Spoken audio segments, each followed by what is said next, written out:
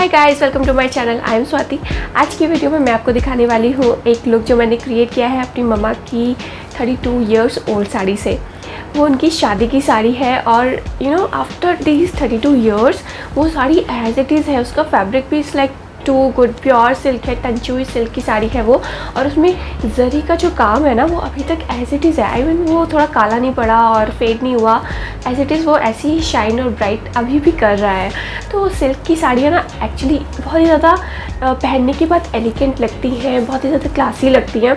And Indian women की wardrobe तो एकदम इनकम्प्लीट होती है सिल्क साड़ी के बिना। जी हाँ, तो सिल्क साड़ी पहनने के बाद बहुत ही ज़्यादा एलिगेंट लगती है, सोफिस्टिकेटेड लुक आपको देती है।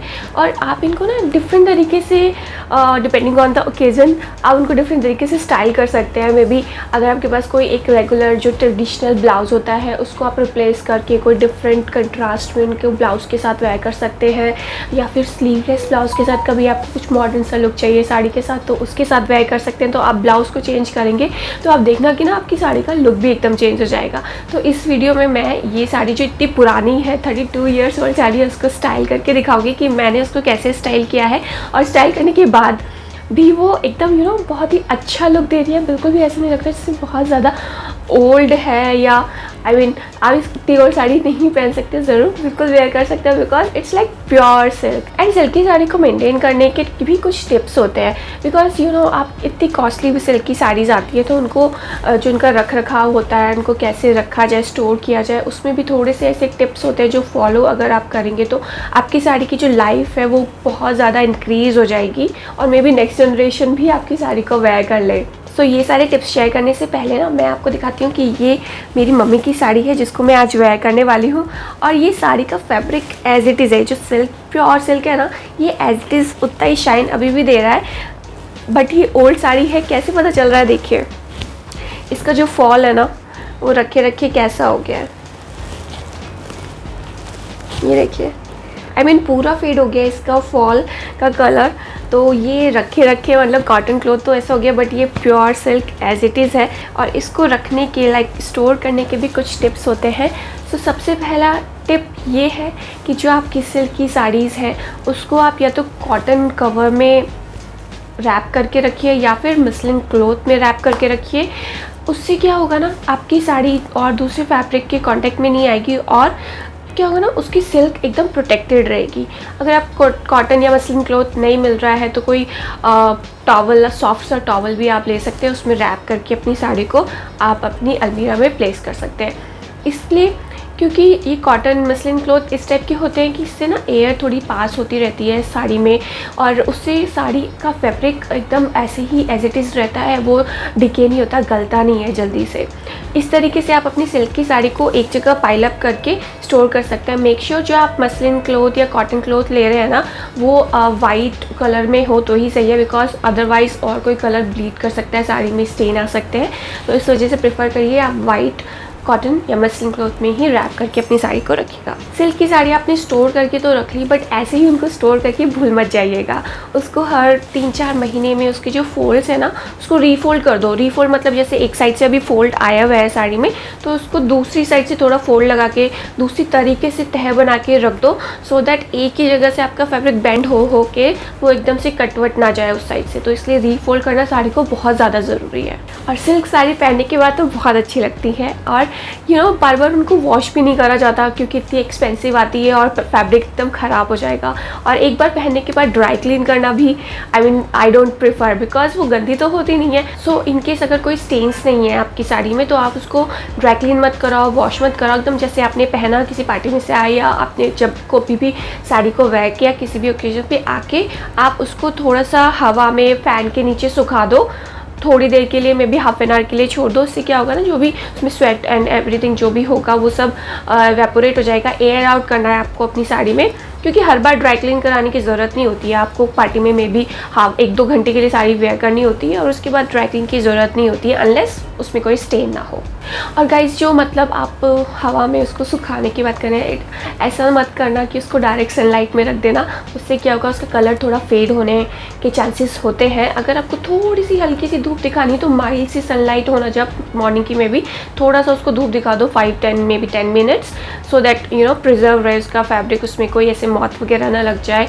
तो आप उसको इस टाइप से हवा में और थोड़ी सी सनलाइट में सुखा सकते हैं। मॉर्निंग की सनलाइट में ज़्यादा तेज़ धूप में उसको नहीं रखना है।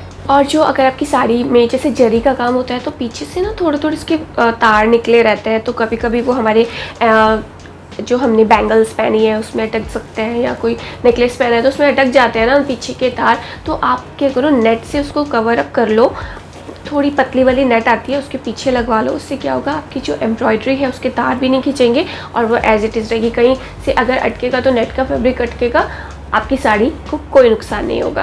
और गाइस जैसे हमारे पास ऐसे सिलिका जेल के पैकेट्स आते हैं ना, कभी भी हम शू खरीदते हैं, कुछ ऐसे आइटम खरीदते हैं, बैग्स, आई थिंक बैग्स में भी होता है, तो कुछ वो पैकेट्स होते हैं उनको थ्रो आउट मत करो, आप उनको अपनी कबर्ड में रख दो। वो क्या करेगा, आपकी कबर्ड में से जो मॉइस्चर है ना उसको हटा देगा, उससे आपका जो फैब्रिक है वो प्रोटेक्टेड रहेगा। तो उन पैकेट्स का आप उसको स्टोर करके रख सकते हो अपनी कबर्ड में। और जो नैपकिन बॉल्स होती है ना उसको अपनी सिल्की साड़ियों के साथ मत रखना, क्योंकि कबर्ड में उसकी जो वेपर्स होती है ना वो जो उसका आपकी सिल्की साड़ी है उसकी जो जरी का काम है उसको फेड आउट कर सकती है, काला कर सकती है। तो नैपकिन बॉल्स आप मत रखो अपनी सिल्की साड़ी के पास।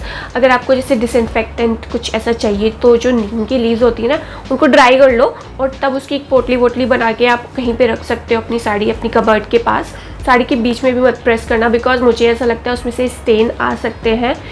तो आप अपनी जो नीम की लीव्स हैं उसकी पोटली वोटली बना के कबर्ड में साइड में कहीं थोड़ा सा दूर रख दो, जो भी कीड़ा वीड़ा लग सकता है आपकी साड़ी में कुछ भी ऐसा नहीं होगा। ये तो टिप्स हो गए कि सिल्क की साड़ी को कैसे स्टोर किया जाए। कितने एक्चुअली उनको भी थोड़ा सा प्यार एंड केयर चाहिए होती है, तो ऑब्वियसली उनको आप अच्छे से रखिए, मसलिन क्लॉथ में रैप करके रखिए।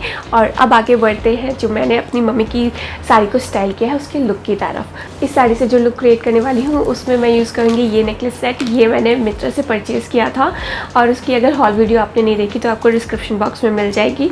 और इसके साथ एक पोटली लूँगी, बट फाइनल लुक रिवील करने से पहले अगर आपने मेरे चैनल को अभी तक सब्सक्राइब नहीं किया है then please subscribe to my channel and hit the bell icon to get regular notifications. And guys video अच्छी लगी then give it a big thumbs up. So look create करने के लिए मैंने साड़ी को ट्रेडिशनल वे से रैप कर लिया है और इसमें जो मैं इसको पहनने वाली हूँ इस ज्वेलरी सेट के साथ वेयर करने वाली हूँ। चोकर सेट है, बहुत ही ज़्यादा स्मार्ट एंड एलिगेंट लगेगा इस सिल्क साड़ी के साथ। मेरे पास कोई इसका मैचिंग ब्लाउज़ नहीं था तो मैं इसको गोल्डन के साथ कैरी कर रही हूँ। तो गोल्डन और सिल्वर ऐसे ब्लाउज़ हैं जो आपके पास होने ही चाहिए, क्योंकि अगर कोई ऐसी साड़ी आप किसी से बोरो करके पहनते हैं, मे बी मम्मी से या मदर इन लॉ से, तो आप अपनी गोल्डन या सिल्वर ब्लाउज़ जो है मोस्टली सभी साड़ी के साथ चल जाते हैं जिस टाइप का भी उसमें वर्क हो। और एक ब्लैक ब्लाउज़ आपके पास ज़रूर होना चाहिए। तो मोस्टली 3 तरीके के ब्लाउज़ हैं जो मोस्टली साड़ी के साथ चल जाएंगे। और इस साड़ी का लुक कंप्लीट करने के लिए मैंने एक पोटली कैरी की है और बन में लगाया है ये छोटा सा प्यारा सा गजरा। ये भी मैंने मिंत्रा से परचेज़ किया है, इसका लिंक आपको डिस्क्रिप्शन बॉक्स में मिल जाएगा। और साथ में इसके वेयर किया है ये फुटवेयर और ये मेरा लुक एकदम कंप्लीट हो गया।